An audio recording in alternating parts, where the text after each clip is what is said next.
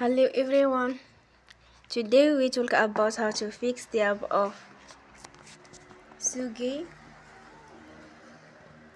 We will go to settings,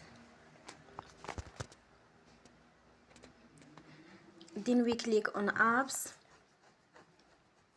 After that we will search the app SoGé and we click. Then you will on for stop. After that we will go to storage, then we click on clear cache.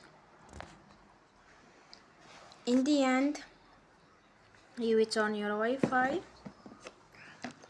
and you will turn again.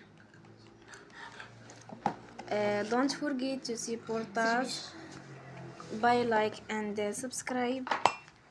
See you next time and thank you for watching.